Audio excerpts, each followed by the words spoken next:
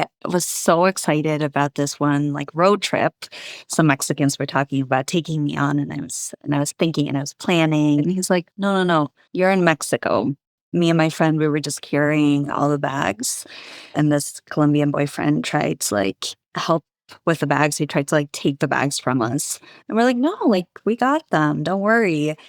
And my boyfriend just looked at him and he was like, "Yeah, like this is just what it's like." Then he told me that to get out of his salon and that I can go back to the US. And I said, well, I'm not from the US, but thank you so much for stereotyping me as that stupid, whatever Yeah. he had in mind.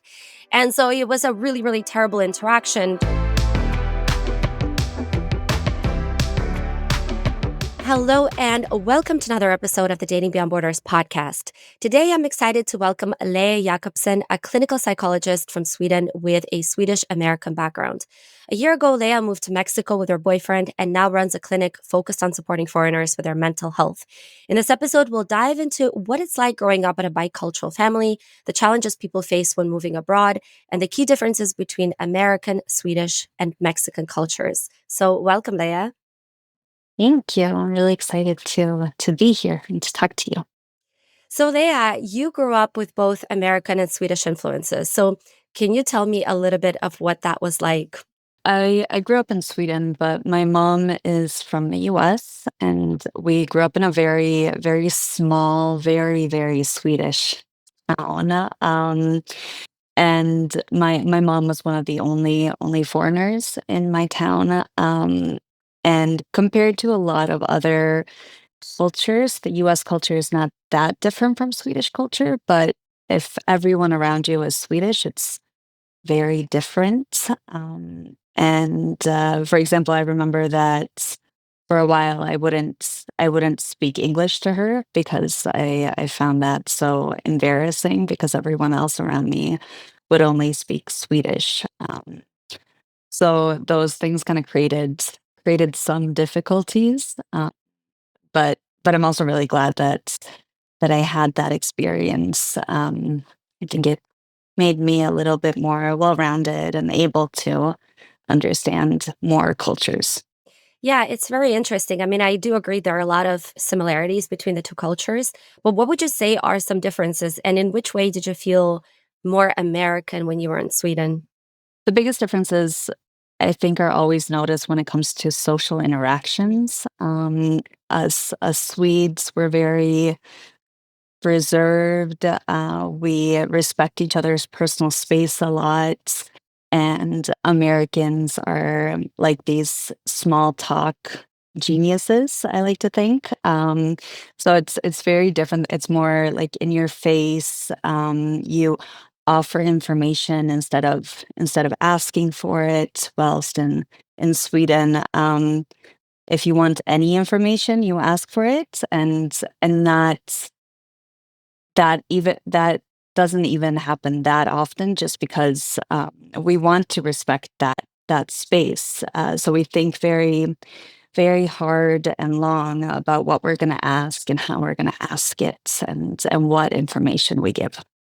So, when you're growing up in this small Swedish town, did you try to fit in more with the Swedish kids? And then were there parts about your mom, let's say, in the way she interacted or anything that you've noticed that you thought, okay, well, this is different. And maybe I don't want to be so American. I don't want to stand out like a sore thumb.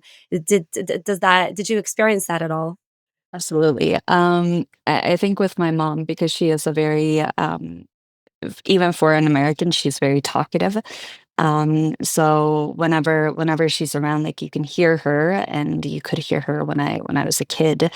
And so I kind of learned like what is appreciated from the American culture and what Swedes can kind of like handle and appreciate. And what they think might be I don't know, crossing some boundaries or things that don't really fit in.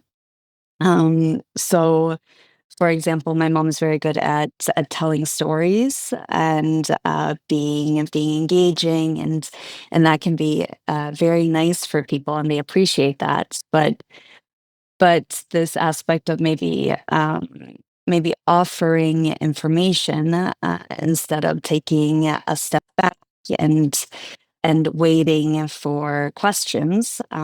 That's something that Swedes can sometimes have a bit of a problem with.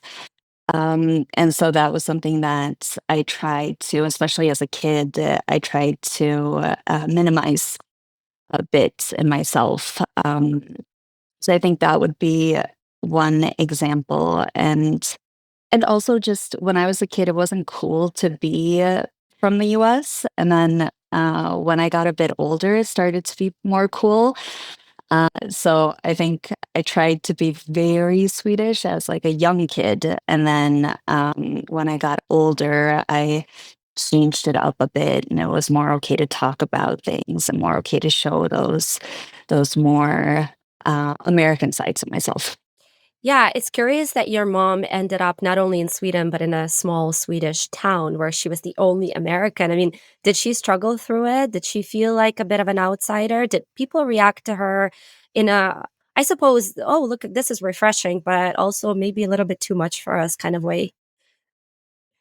Yeah, definitely. I think the way she talks about it now and what I've understood is the hardest part was being a parent in a different country, and that's something I think to myself too. Like, do I want to have kids in a different country? Because your style of parenting is so different to your new culture. So, for example, in the U.S., they have this more like authoritarian or authoritative parenting style where you have higher demands on your kids. And in Sweden, at least when I was a kid, it was this very permissive type of parenting. So my mom would struggle a lot with my friends being able to go out all the time. They didn't have curfews. They would get to have boyfriends very early. They would get to sleep over at those boyfriends' places, and they didn't have chores, stuff like that. And I think a lot of other parents thought that she was too strict. Um, and I think, I mean, that's always hard being criticized or critiqued by other parents in a culture that's not yours. Yeah, definitely. I think the parenting style in Scandinavia differs so much, where it's you're almost allowing the kid to be an adult way faster than you would in the US. I know a little bit about Sweden. I know a lot about Denmark. And I think it's fairly similar in that they would let kids play with real life. Like if they're cooking, they're not going to use some plastic knife to fake cooking. They'll give them like an actual knife. Or if they're burning something that like in the school, there are a lot of activities that in the US parents would find really uncomfortable, like kids Mhm. climbing stuff and going out and doing things and getting dirty and messy. And it's that idea that a child is an adult and he should be treated like an individual in a way, so he can make those mistakes. He can learn from getting dirty, and maybe he cut his finger a little bit. That's okay. He'll deal with that. And so it makes for kind of a very self-sufficient society, right? So they're not coddled at all, I find. And I think that's what you kind of referred to as well when it comes to Sweden, right? Is that like going on a hike with a little kid and saying, you know what, like you can do it. You can walk a couple of hours. You're going to be fine. Develop those skills early on, and it is very interesting how much that affects Swedes and Scandinavians as they grow up. Absolutely. I think it's good sides to it and then the not so good aspects of it. And I think that like going on a hike or learning how to cook, those are really good skills to have. But then like not being or that's something that I notice a lot in Scandinavians. We're not super aware of our surroundings. Like we're not on the lookout for danger. And that works well in countries like Sweden or Denmark or Norway, where there's not a ton of danger. But if you're in countries like Mexico, for example, or the US, you have to be more aware of your surroundings and be ready to act. And yeah, we lack some of that, but we're good at taking care of ourselves in other ways. Yeah, there's a little bit of naivete when it comes to Scandinavians, kind of Yeah. innocent to the dangers of the world. Um, Now, you mentioned that you've spent some time in the US as well. And um, could you let me know where in the US? And also, you had mentioned that, and it's an interesting phenomenon that I think a lot of people that are a product of bicultural households can relate to. And it's that you feel like an outsider no matter where you go in some way. So whereas in Sweden, you maybe feel in some ways more American, whereas in the US, you don't feel fully American because you grew up in Sweden. And Mm. so, did you experience that? And in which ways did you experience that? Yeah, no, I definitely experienced that, and as whilst in Sweden, it was more like this, having, like, strict parents and, them kind of preparing me to be able to live in other countries and not be this, like, naive Swede. When I went to visit my family in the US, and they're from, Michigan, so in the north, close to Canada, it's this very, like, American culture of being very friendly, being very outgoing, kinda like what I was talking about in the beginning of, offering information, being very good at small talk. And, because I did grow up mostly in Sweden, I was a very Swedish kid, and I felt like I would sometimes get a bit, like, run over by my more expressive and more talkative cousins, and that was due to, yeah, being used to the Swedish culture, but also I was more used to speaking in Swedish, and so I would become a bit self-aware, and I didn't know, like, all the new cool slang words, things like that, and, I remember one time my cousin, like, now it's a memory I can laugh at, but my cousin introduced me to his friends as his, he used a bad word, but I'm not gonna say it, his socially kind of held back cousin. Can you imagine what word he used?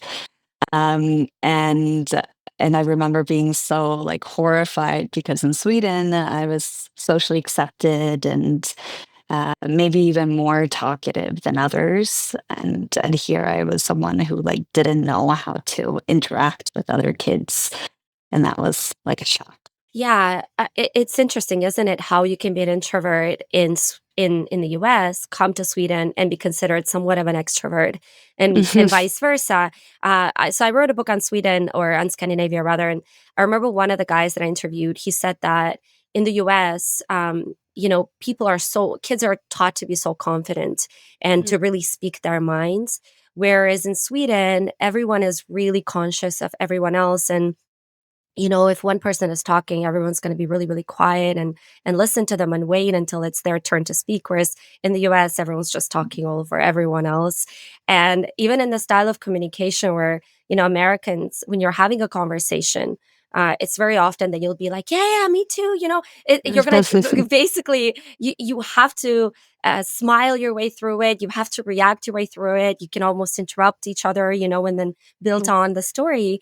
Whereas, and I don't know how much of this is true for Sweden, and maybe you can let me know. I know, for example, countries like Finland, which is the extreme case of, introversion, people really wait for each other to finish their, what they were saying. Then once they know it's safe to do, that they're not going to bother or inconvenience the other person, then they will say their piece.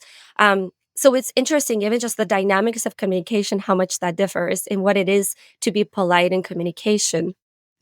I've been a bit interested in this idea of, like, context communication, and certain countries have this high context communication style where, like, Mexico is like that. Like, it all depends on what's not said, and you have to kind of be aware of the cues and the history and the culture, and being polite is, always being, like, super friendly, never saying no, and Sweden is the complete opposite, where we're very direct, just because we don't want there to be any misunderstanding or miscommunication. And yes, I think Sweden is exactly like Finland in that way, that we wait for the other person to finish talking. And that can also lead to a lot of a lot of kind of awkward silences for someone who's not Swedish, because we have to really make sure that the other person is finished talking. So we wait maybe a bit longer than we should, to see if they're gonna start talking about something else. And that I think is very uncomfortable for Americans, for example, who they start speaking before the other person's finished their sentence, and that's just a way of being engaged and warm and inviting and kind of polite too. It's not polite to create this awkward silence. Yeah, definitely. And it's interesting to hear your story as well because, like, why I've introduced you, you are from a bicultural family, and but now you live in Mexico, and so, um, what have jumping into your experience in Mexico, have you experienced any struggles? Not necessarily when it comes to specifically, the Mexican way of life in terms of, the nitty gritty, but I mean more the socialization, the people, the mentality. Have you had any difficulties? Yeah, I think everyone's gonna have difficulties moving to a new country, and Mexico is very different from. I mean, it's different from the U.S. too, but even more so, it's different from Sweden. And I think for me, the that's a bit of a practical issue, but language has been a huge issue for me in my own adjustment process. And language is so important for understanding the culture and making these connections with other people. But I'm working on it. Apart from that, I think, yeah, friendships and making connections and understanding the Mexican style of making friends and again communicating. Um, because in Mexico, like, you're so immediately charmed by Mexicans. They're warm, they're funny, they're social, outgoing. They love to party and they love everything that's like fun. Um, and and then you get so excited about hanging out with them and you feel like you've made a new friend and you start thinking about like how you're going to prepare for this if you like plan to take a trip with them and like that night. um and uh, and then you never get a response because they don't mean it in the same way that you're taking it. So they're just being nice, they're making conversation, they want to impress you, they want you to like them, but maybe it doesn't last until, like, the next day. Hey everyone, just a quick note to say that while I love putting these podcasts together each week, they do take a ton of time and effort. So if you're enjoying the show, please make sure to follow on YouTube, Spotify, wherever you're tuning in, and give this podcast a 5-star rating to help it grow. This support really helps me keep improving the show's quality. Thank you, and back to the episode. This is a point that I genuinely thought you were going to bring up because I did a video a year back in Mexico City and I interviewed foreigners and I asked them what their biggest struggle was. And everyone seemed to agree that it was exactly that. Because as you said correctly, Mexicans are all about the high context communication, which is that they don't want to upset other people. They don't want Mhm. to appear confrontational. They don't want to say no. They would rather promise than, actually sometimes they won't deliver the promise, right? But it's all about being very nice to other people. And so I can imagine that if someone is like, yeah, we should totally hang out, we should do this, we should do that, a lot of it doesn't come to fruition. It's just words. Yeah. And so as a Swede, that is super interesting because unless drunk, and promises are made in the drunk state of mind, which happens in Sweden, I know, people say what they mean, right? There's less talking for the sake of talking. Like if you're going to say, let's do a dinner, that will actually happen in Sweden, correct? Absolutely. And I think that's also why we don't always say those things because we know that we're not as like inviting as other cultures are. So usually that's something that I hear people complain about in Sweden that um the Swedes don't invite them to things, and whilst in Mexico they do invite you to everything. But then when the day comes, you might not actually um, be invited. Well, in Sweden, if we make that promise, we really stick to it. We're very, yeah, very direct, very loyal, and we I think we are kind, but not we don't like this, like, overly, feely type of communication that some other cultures, like more. Yeah, and as a Swede, obviously your mom is American, as we said. But when you moved to Mexico, how did you react to the overly friendly culture, nature of Mexican people? And when you got those invitations, did you actually think, "Oh wow, this is amazing! I love this country. Everyone's super inviting." I mean, what was that experience like for you? I remember my boyfriend had to kind of give me this talk because, I was so excited about this one, like, road trip some Mexicans were talking about taking me on, and I was thinking and I was planning, and, I was trying to figure out all the logistics, and my boyfriend kinda told me he was very direct, I think to spare my feelings, and he said, "You know that that's not gonna happen, right?" And I was like, "What? What do you mean?" Like, we talked about it, we decided where we were gonna go, and we said, like, "This week would be good." And he's like, "No, no, no, you're in Mexico." Like, we make plans like that all the time, and then people bail. And it's not because they don't like you, it's just this, like, they're busy, they have other things going on, they throw these invitations out all the time, so they can't possibly do all of them. Um, so I think from the get-go, there was a lot of disappointment on my end, but now I'm getting, more used to it, I think. So I take what they say with, like, a pinch of salt. Were you able to make any good Mexican friends? Yeah, I've been very lucky. I've made Mexican friends.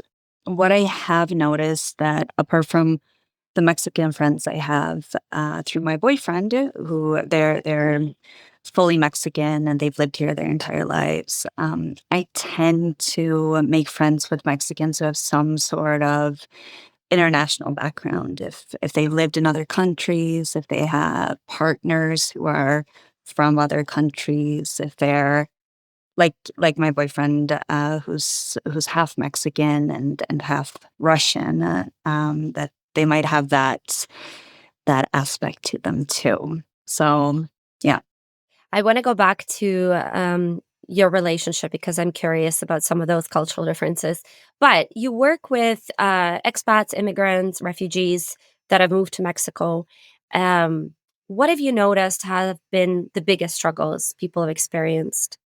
Um, I think well, what I think is interesting because I worked with, people who have moved to new countries from all over to several different new countries, and, um, there's this kind of cycle people go through, and, there's a term for that theory, I'm sure you've heard it, but, like, the cultural adjustment theory, where it's very interesting. It has this, visual, representation too, where it's kinda like a U.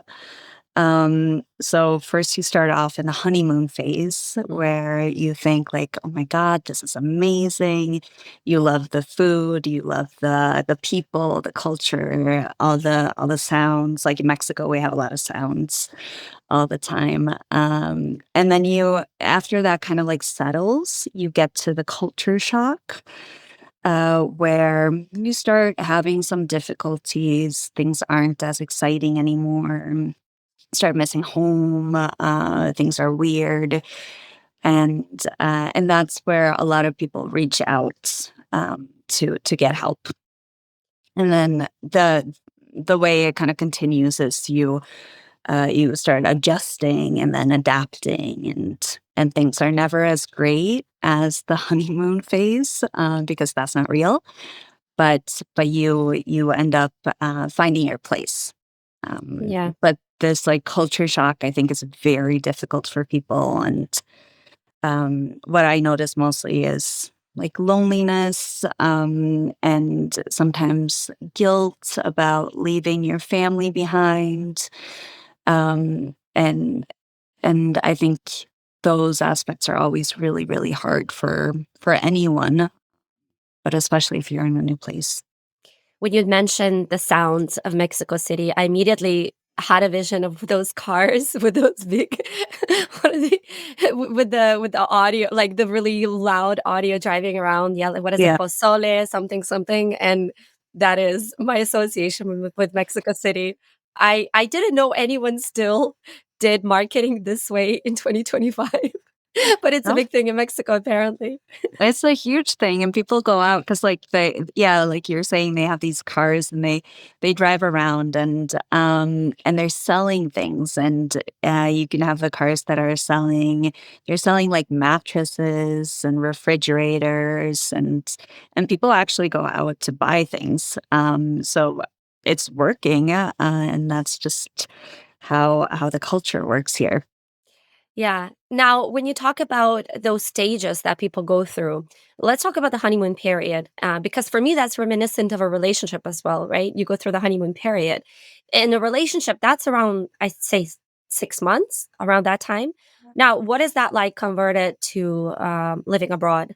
Well, it can be so different. At least that's been my experience talking to people, and my own experience too. I think it depends a lot on what your experience is. So, like, um, do you have an easy time meeting people? Do you have that ability to create that network for yourself? And also, are you going home a lot to your own country? And that's kind of like rebooting the honeymoon stage every now and then. Um, so I think it really depends, but I would say like maximum a year. So maybe like around the same as a relationship. And have you noticed that there are certain countries that are more likely to move to Mexico? Yeah. So obviously because of proximity, we have a lot of people from the US coming down, and then from Canada as well. But then we also have this other type of migration, that's coming from the south, and that's more because of other motivating factors. So maybe people are fleeing, like they are from Venezuela, from Haiti, and like El Salvador, those places, or it's looking for new opportunities. I know we have a lot of Argentinians, for example.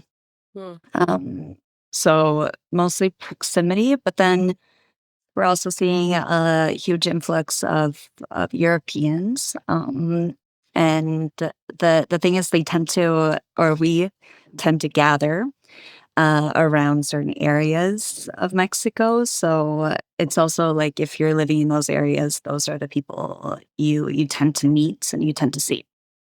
Yeah, of course. I can imagine that the Europeans are more like in the Roma Norte, Condesa, Polanco areas, the nicer Yeah, areas of Mexico City, yeah. because they can afford it, because it's incredibly expensive. Just for the record, Hmm. I'm actually surprised at how expensive it has gotten. Um, but it's a big city, so obviously there's different types of prices there. However, now it's interesting. Um, have you noticed that there's like a pattern to why people move? Obviously, you'd mentioned the refugees. This is different. This is, I can imagine Argentina, economical reasons.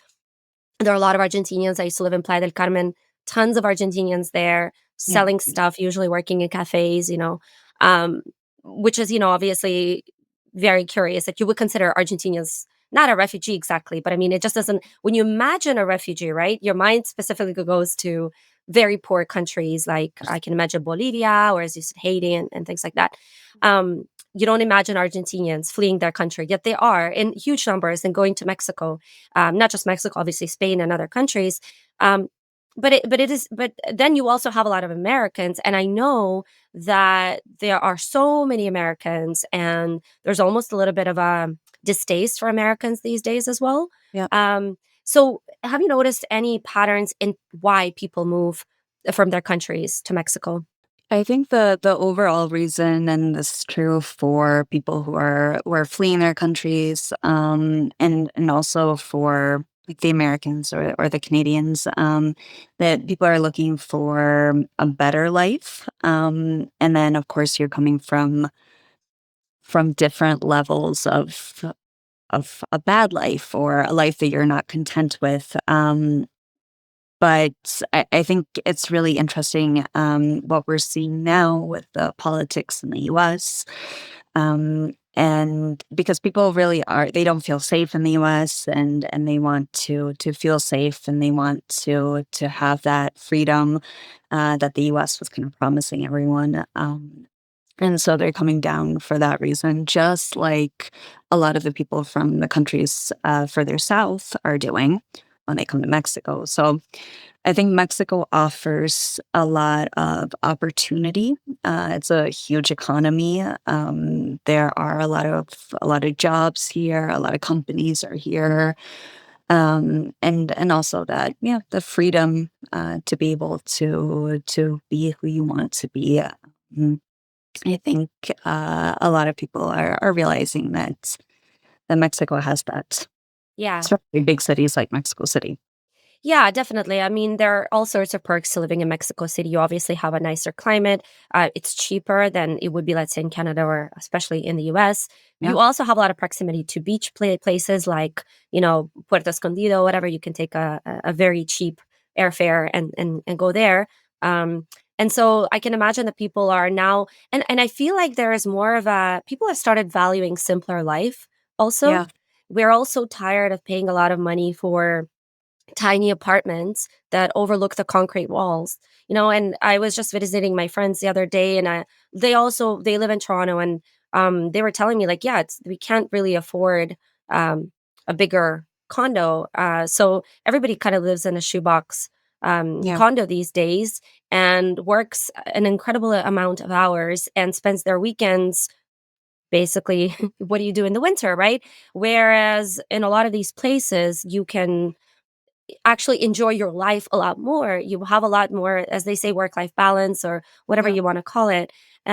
So we feel like we've been duped a little bit by into this life that doesn't feel. And you can probably relate to this. Being from Sweden, that Swedish people, you obviously have a way better work life balance than Americans do, Mm. but you live in the winter for most of the year. And so, what do you do for most of the year except for watch Netflix, right? You're depressed a lot of the time. Exactly. I had a Swedish friend, she had told me that. She said, "You know what? Like, I get it that we're all hibernating for the winter, but then every winter you realize, you know what? Life is passing me by. Like, Yeah, next year I'll be older, and that's my life. And we're all living for like, what is it, 3 months of the year where it's, somewhat warm, and you never can even count on it being hot." Right? Like you can have that 1, 2 weeks that it's hot, and then the rest of the time you're not really sure if you're gonna wear a jacket. for sure. And so she was saying that, like, I just don't know if I can do this life because it feels a bit like, what is the point? And obviously everything is so expensive as well. Mhm. Exactly. I just went back to Sweden, like about a month ago. So I was back in January, and oof, it was so hard. Like the seasonal depression just hit me day two, because I think there was an estimate that the last like few weeks they'd had about 6 minutes of sun.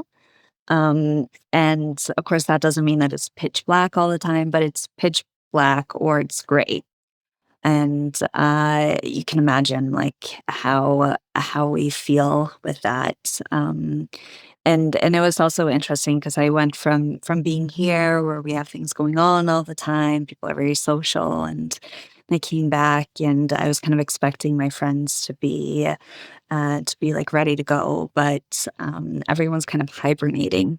And I think that made me realize too that this is a hard life in that aspect. Yeah, I was renting a place and I was staying with an Argentinian guy when I was in Gothenburg. And he told me that he moved to Sweden for work. And he told me, in this past winter, like I would go to work, I would come home, I would see no light at all. Like I lived in pitch darkness essentially. Yeah, And I mean, yeah, it's definitely I don't know how you can find a way to be happy in that, to be genuinely honest. Obviously, you have a great, economy and whatever, but is that what truly makes people happy? I don't know. Again, Sweden and especially Finland is always rated as the happiest countries because of, security. I guess people are more content. Um, but I think if you don't have that kind of social life and you're not outside meeting people, talking to people, you're isolated, it's really hard to find a way to truly be happy with your life, Um, but talking about something kind of negative that I've experienced in Mexico City, I'm going to tell you a story, and I want you to I would like to actually hear your perspective on this, and if you'd experienced anything similar. I okay. was in Mexico City, and I wanted to get a haircut, and I went to a salon, and the guy he basically gave me a haircut. I asked him for a certain type of bangs. He's like, "Yeah, I know exactly what you're talking about." He didn't know how to cut those bangs, and if you know anything about bangs, which you do have some bangs, they are impossibly hard to grow out. And so I was really upset, and I said, like, "Yeah, but this is not what I asked." To which, and mind you, the entire time, like I speak Spanish. I'm not fluent 100%, but I'm at maybe like 70%, something like this. So I'm speaking to him in Spanish. And he, at some point, he got it incredibly, I don't know, I think his ego got hurt because he was the owner of the salon. And so Mhm. he'd achieved this major thing. And so I told him I wasn't really happy with the haircut, which, if you say this in Canada, people will be like, oh, I'm so sorry. Like, let's find a way to make this better. Yeah, That's not what he did. He basically told me that, well, you showed me this woman on your phone and she's beautiful and you're not. And so and I said, "But that doesn't have anything to do with the fact that the bangs are wrong." Like, so what you're saying is your face is ugly. And there's nothing I can do to make you look good. And then he said, "You know what? Like, speak to me in my own language." I said, "I'm literally speaking to you in Spanish the entire time. You don't know how to speak English. I'm speaking to you in your own language." yeah, And because I was a little bit frustrated and upset, my Spanish got a little bit worse, as you know, in those moments when you're all flustered and your language level drops. yeah, Um, then he told me that to get out of his salon and that I can go back to the US. And I said, "Well, I'm not from the US, but thank you so much for stereotyping me as that stupid, whatever yeah, he had in mind."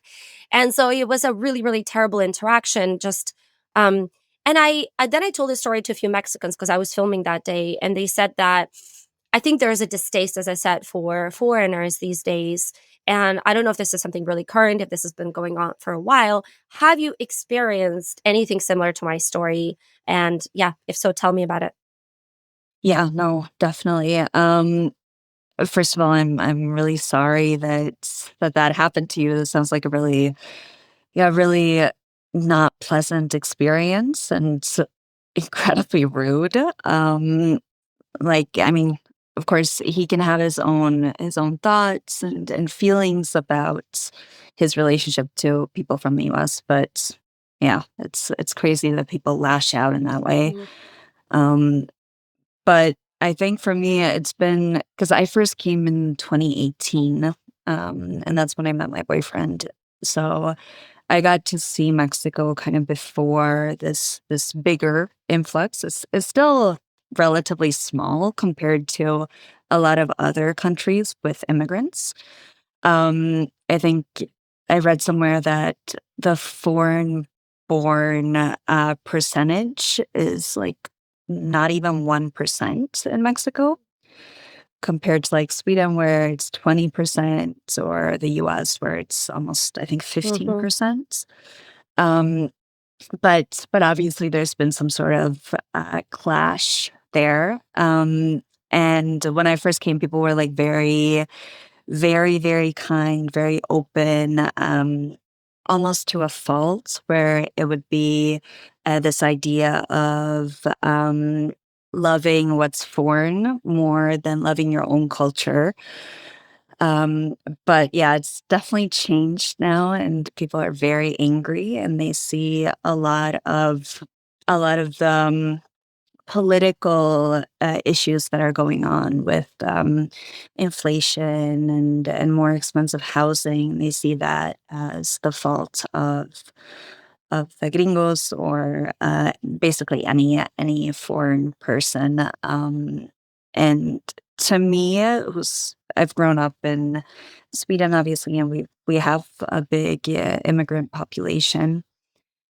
To me, obviously, there are different immigrant groups, and people are coming from different points of privilege. But the language and the discourse to me is very similar. And it's this xenophobia, and it's grouping everyone together, and saying that like the gentrification issue is because of all the foreigners. Well, gentrification happens in every country, and in every major city. Mm-hmm. These areas that they're saying are way too expensive now, they've always been super expensive. So I think there's a lot to be said there, and this is an ongoing discussion I also have with my Mexican friends and my foreign friends. Yeah, it does seem to be a bit unfair, and I might get some hate for it that Mexicans have been moving to the US for ages, you know? And now when it's reversed a bit, some Americans are coming to Mexico. They're saying, "Well, what are they doing here?" Well, you guys have been like so many Mexicans live in California and Texas. I mean, okay, we're not going to get into the history. Some of those parts are actually originally Mexican, but I mean, all over, Of really, course. right? So you have a lot of immigration, but not just from Mexico, from Cuba, from Puerto Rico, you know, so on and so forth. And in Sweden, of course, you have a lot of refugees as well that you've taken in. One of the top countries to take in refugees, and so it is curious for me that when I post stuff online and when I feature foreigners in Mexico specifically, that is where I get the most hate. And it's not just foreigners that have lived there for half a year. They're like, "Dos cervezas, por favor." Like they don't even try to speak Spanish. Oh, oh, No, these are foreigners that have committed to Mexico. I had a girl, she's married to a Mexican guy. yeah.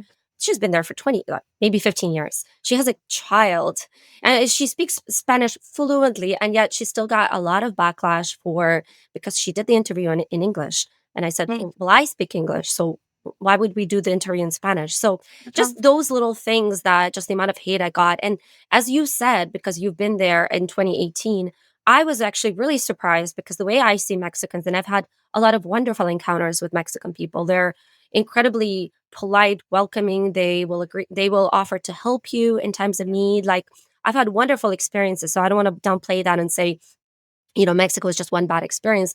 Not at all. Like Mexican people are some of the loveliest people that I've ever met. Um, but unfortunately, this is also a problem that maybe not a lot of people talk about. Um, and it's interesting too, because when I look at, so Internations, I don't know if you've looked at those reports. yeah. They did a few reports, and obviously, then, actually, Mexico came on top for basically most of those really positive categories, which is ease of settling in, Mexico is second, culture and welcome, Mexico is second, local friendliness, Mexico is sixth, actually. So that's curious. Finding friends, Mexico is first. And they did the same reports in Sweden. And unfortunately to say, you probably know this. I think Sweden came at the bottom at like number 56. I think Denmark was the ultimate lowest country for making friends. Obviously, people struggle in Sweden. I talk about this so much that people struggle to make friends in Sweden. But at the same time, as you said, like once you make those friends in Sweden, you can really count on those friends. Like Yeah. they will be there because, and maybe it comes down to the fact that for Mexicans, it's so easy to strike up conversations. Whereas for Swedes, it's this is really painful. Yeah. Once you find a friend, that is someone that you really have to, um, first of all, you have to make sure that they're going to be in the country for a long time. You have to make sure that there's someone that you can trust. And then once you've given a lot of time to that acquaintance, then you can transition into friends. But it does take a long time. It does. Yeah. No, they're very different in that aspect. Yeah. Now, transitioning to talking about your boyfriend, he is Mexican Russian, which is the craziest combination. I don't think I know anybody that is Mexican Russian. But tell me, have you guys experienced any cultural differences? What was your story like? Yes, he's Mexican Russian, and specifically, his mom is from like the Caucasus region, so it's she's Kabardinian. So it's already a culture within a culture that's different from the Russians who are from like St. Petersburg or Moscow. But she came because she's an opera singer. So in that group in Mexico with the classical arts, there are a lot of Russians, and there's some more half Mexican, half Russians here. But yeah, no, I was definitely surprised too.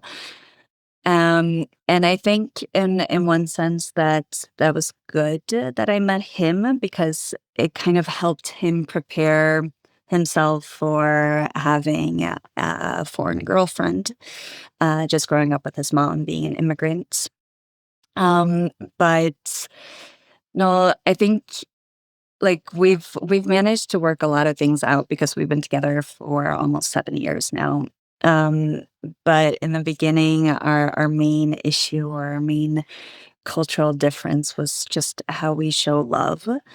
And of course, like my boyfriend is very Mexican in the sense that he's incredibly affectionate and expressive and all these like pet names all the time, like mi amor, mi nena. And Swedes are not like that at all. So we had to have a lot of conversations about how to find a balance. So I think he's helped me become a bit warmer and a bit better at showing him the type of love he needs. And I think he's learned how to handle my way of showing love. That it's never going to be as affectionate as Mexican women are.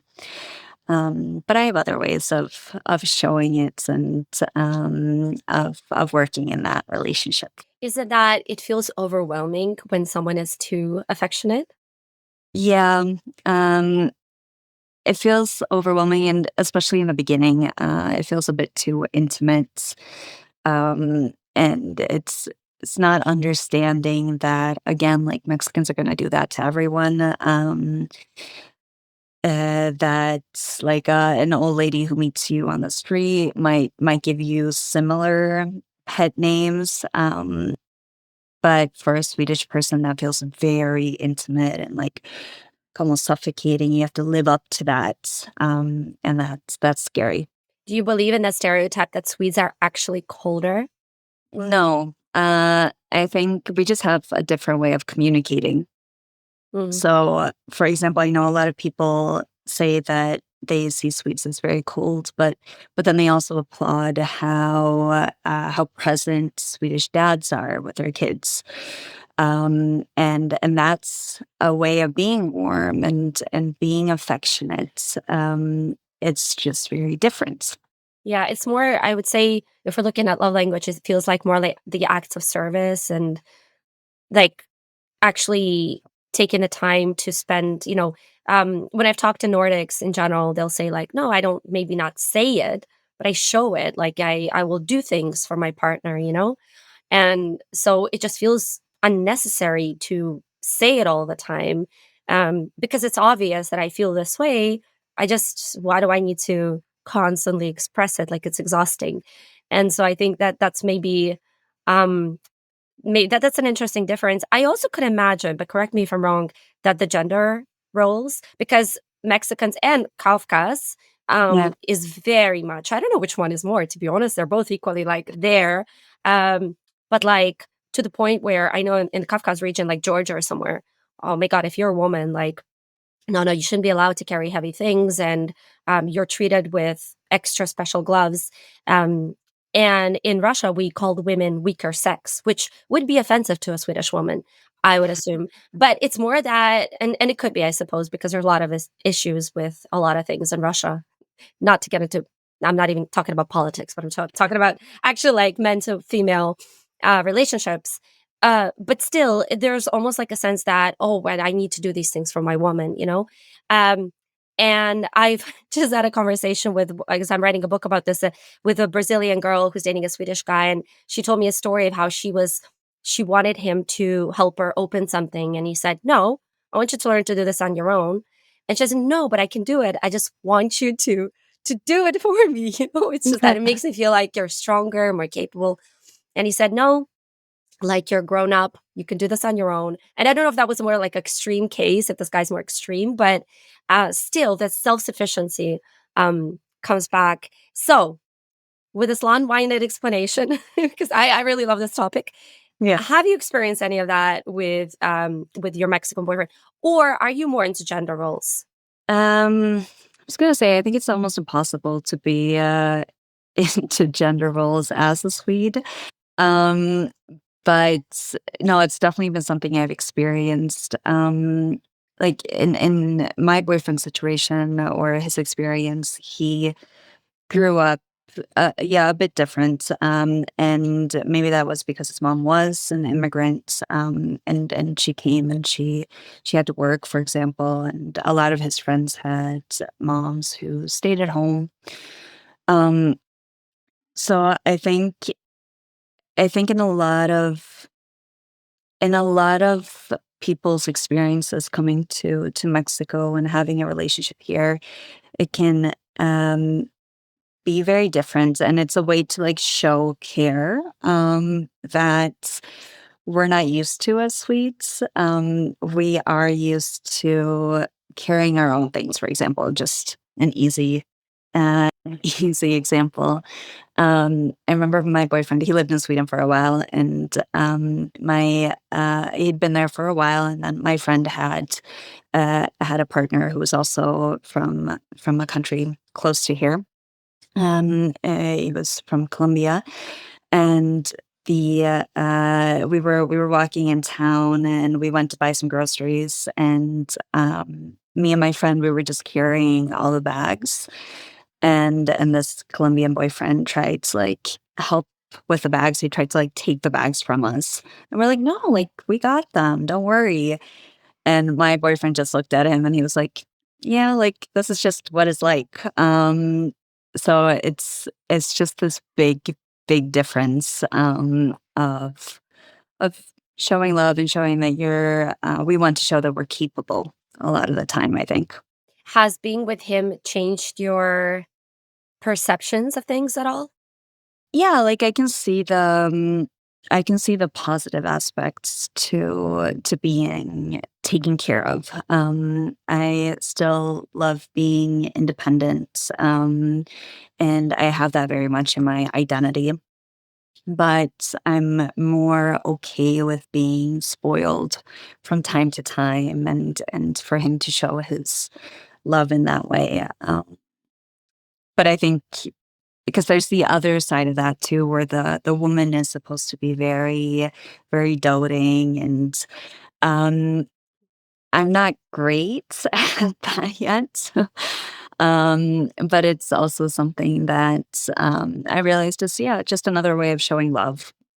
So I think we've met each other kind of like in the middle.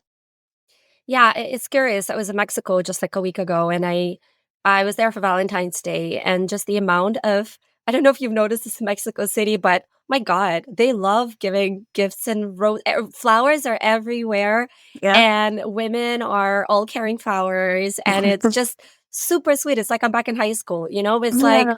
I cannot believe that it's to that extent, you know, whereas I can imagine in Sweden that probably wouldn't really happen. Just the amount of gifts and flowers and, you know, the cutesy thing.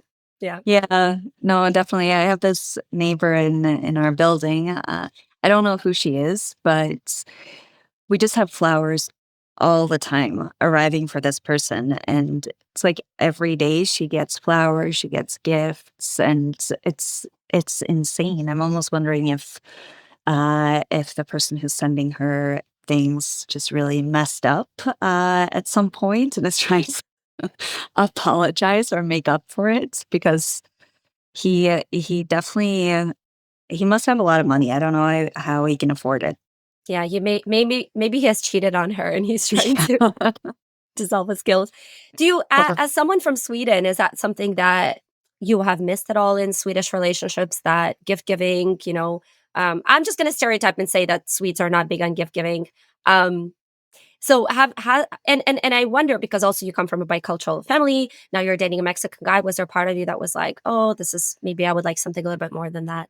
absolutely. I think because I met him when I was 23. And at that time I was so done with Swedish guys. I was fed up, I was disillusioned, and I was really tired of never knowing if Swedish guys liked me or not because they're so reserved and casual, and you can be dating someone for a year and you still don't know if they even like you, which is a bit insane to other cultures. And so when I arrived and I met my boyfriend, it was such a relief to know basically from day one, he was very clear that he liked me and he wanted to be with me. And I could kind of rest in that and feel like, oh, I don't have to wonder. I don't have to feel anxious about this. I can just appreciate and take that love and affection. So I think for me, that was kind of like the only way to go to be with someone non-Swedish. Do you feel like there is some dissatisfaction from other friends that you've had in that there's kind of too much of a casualness when it comes to relationships in Sweden and maybe lack of vulnerability in that sense? Yeah, for sure. I have one friend who's dating right now, and she says that all the time. That because right now in Sweden, you're basically only using dating apps too. All of my Swedish friends have met each other through dating apps, so it kind of takes away this sense of romance and spontaneity, and kind of like felicity.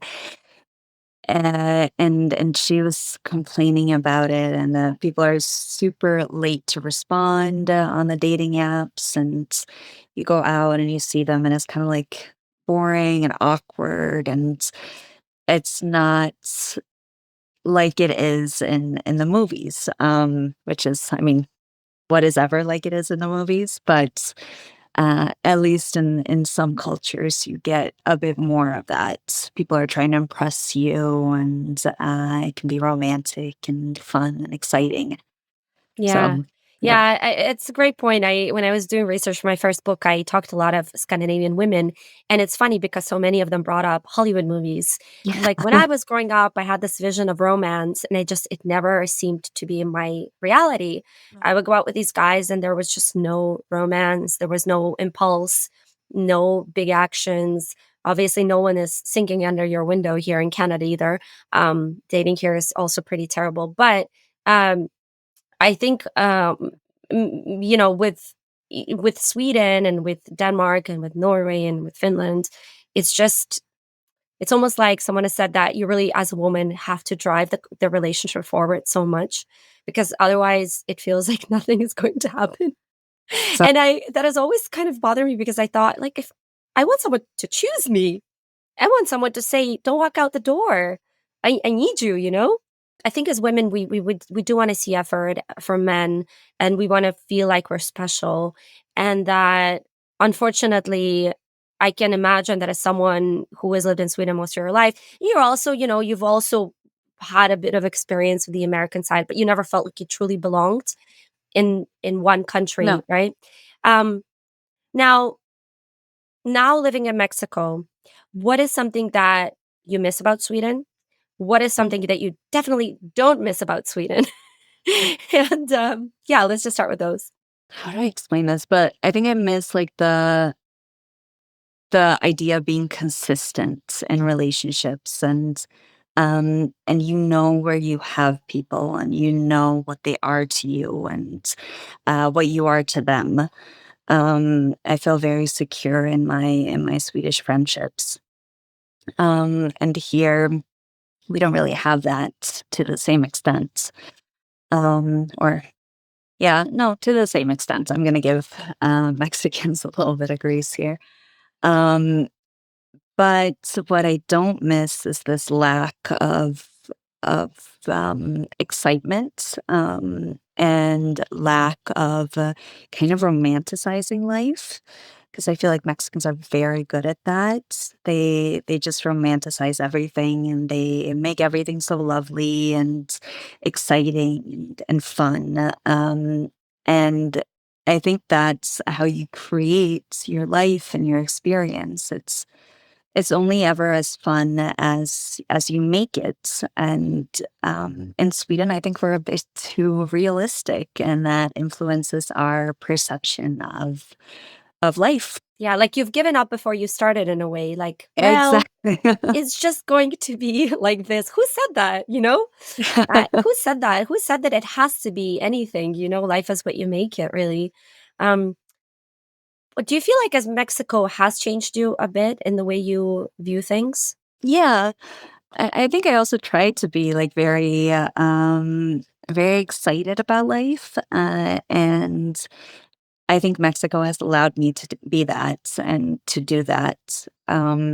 So I think there's this idea also if you've lived abroad and you come back to your own country that you have this kind of like reverse culture Mm. shock, like we talked about before. And I think that definitely happens to me when I go back to visit Sweden now. That I feel like Mexico has changed me a lot.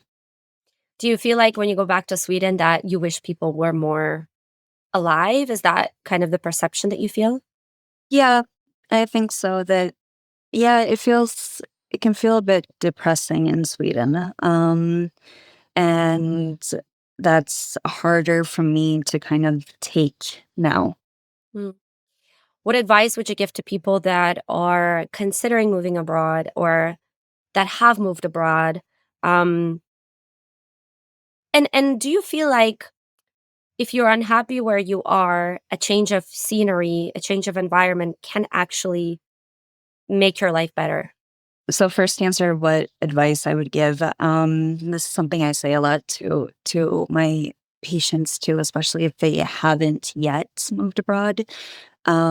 Is to just be aware that it's not gonna be like the honeymoon phase, their whole experience of this new country. That they will inevitably face challenges and they're going to feel lonely or sad or out of place.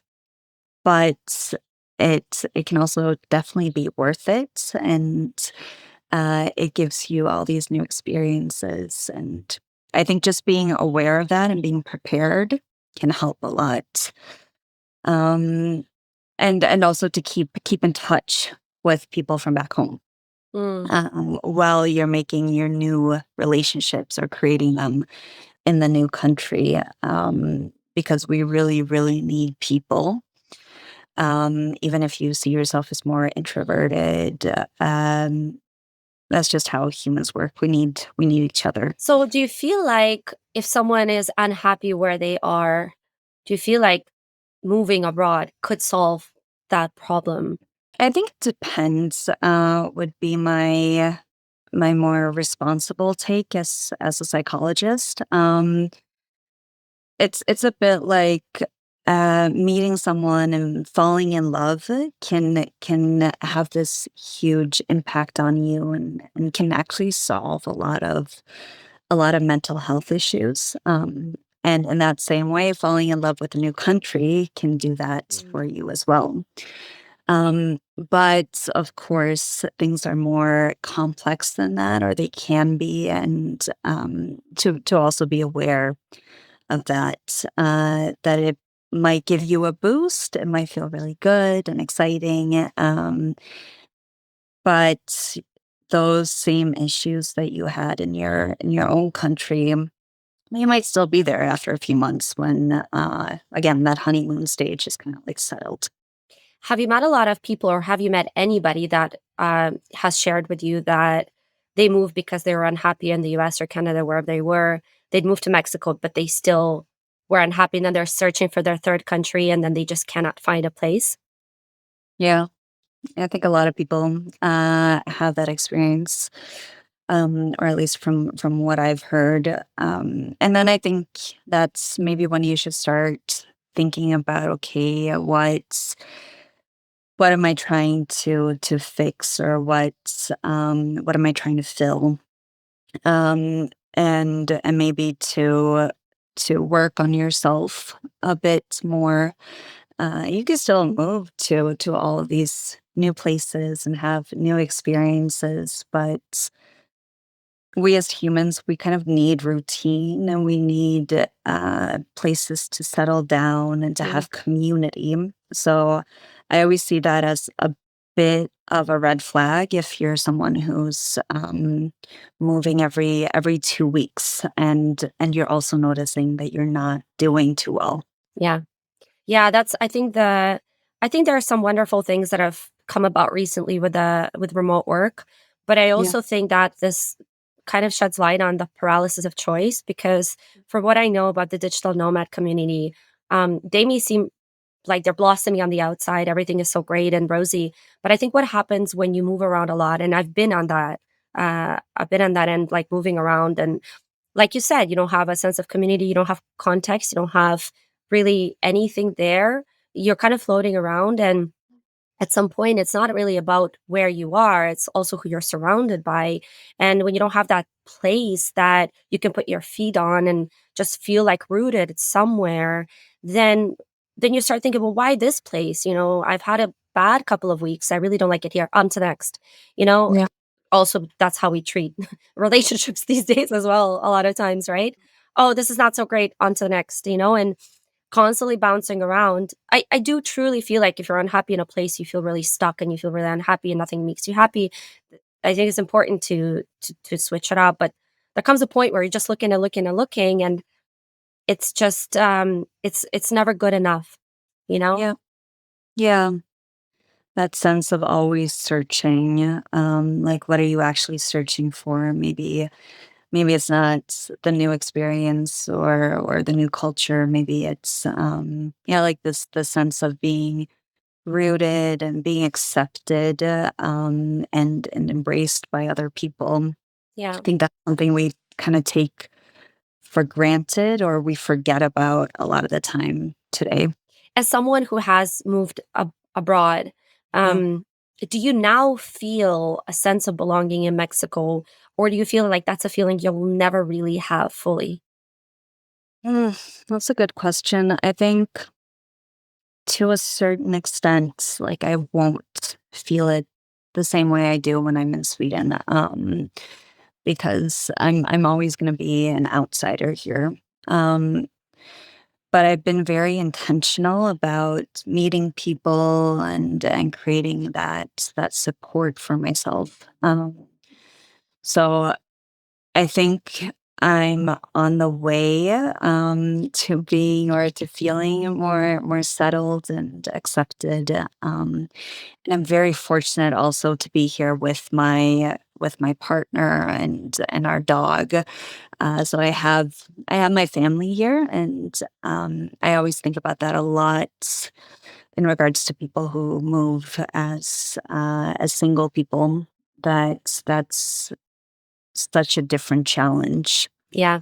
Yeah, I always say it's better to if you have that option, it's always better to move with a partner because when I talk about context, it gives you some context. You have somebody there, you know? Exactly. You have some life built up, whereas unfortunately on your own, it's just a lot harder, to take that step and to feel like at home somewhere, when you don't have anybody around you. You don't really know anybody, you have to build that all from scratch. Um, Leah, thank you so much for talking to me today. Guys, if you have moved to a new country, be it Mexico or anywhere else, go check out Leah's website. It's called Mindful Migration, right? So I'm going to link to it below. And you can also go say hi to Leah. I'm going to link to all that stuff wherever you're listening or watching. Leia is a clinical psychologist and she really knows her stuff. And I think a lot of us do struggle when we're abroad. We just think we're going to move, everything's going to be wonderful, like life is going to change. But unfortunately, that's not the case. So it's always nice to have somebody not only that is a psychologist, but that is also experienced moving abroad like you. And you can understand where people are, where they're coming from. So once again, Leia, thank you so much. Thank you. I really enjoyed this talk. Have a wonderful day, guys. And if you enjoyed it, please let us know what you thought about it below. If you have any questions for Leia, also leave those questions on YouTube. If you can do it on Spotify, please go ahead as well. And I'll see you guys next week with a new podcast. See you, Leia. Bye. Bye.